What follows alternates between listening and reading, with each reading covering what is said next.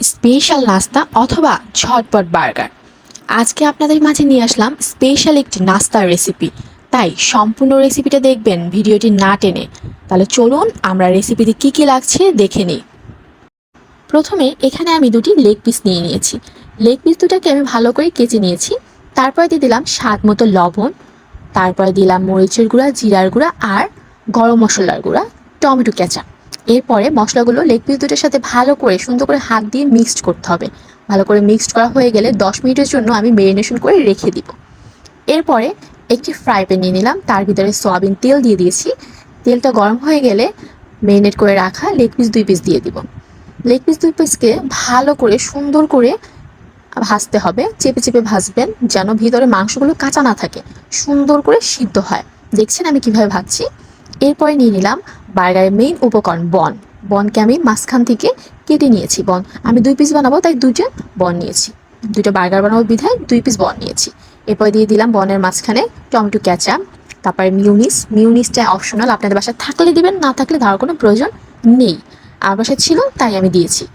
বার্গারে যত পরিমাণ সস ব্যবহার করবেন তত খেতে মজা। এরপর দিয়ে দিয়েছি গোল করে কেটে রাখা টমেটো। তারপরে দিয়ে দিলাম আমাদের মেইন উপকরণ লেগ পিস, আমি কড়া করে ভেজে নিয়েছি দেখছেন। এরপর দিয়ে দিলাম উপর দিয়ে মজারেলা চিজ। চিজটা অপশনাল, আপনাদের বাসায় থাকলে দিবেন, না থাকলে দেওয়ার কোনো প্রয়োজন নেই।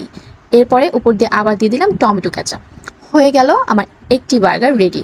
এবার সেকেন্ড বার্গার তৈরির পালা। আমি দিয়ে দিলাম মিউনিসটাকে ভালো করে সুন্দর করে বনের ভিতরে মিক্সড করে নিলাম। এরপরে দিয়ে দেবো টমেটো সস। টমেটো সসটা আমি একটু বেশি পরিমাণ দেবো, আমার কাছে সস খেতে খুব ভালো লাগে, তাই আমি বেশি বেশি সস ব্যবহার করি। আপনারাও কি তাই? কমেন্ট করে জানিয়েন তো।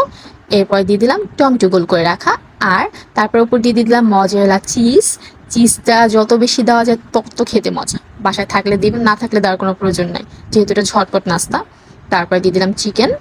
এরপরে আবার উপর দিয়ে আমি চিজ দিয়ে দিব। ভালো করে চিজ দেওয়া হয়ে গেলে বেশি করে তারপরে দিলাম আবার টমেটো কেচাপ। আমার সেকেন্ড বার্গারটা রেডি হয়ে গেছে।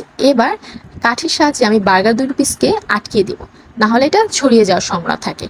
যেহেতু আমার চিজটাকে গলাতে হবে, তাই এটাকে আমি ওভেনের ভিতরে দেবো।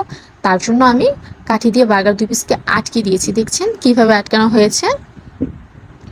আমার কিন্তু বার্গার 2 পিস রেডি হয়েছে। এবার আমি ওভেনের ভিতরে দিব।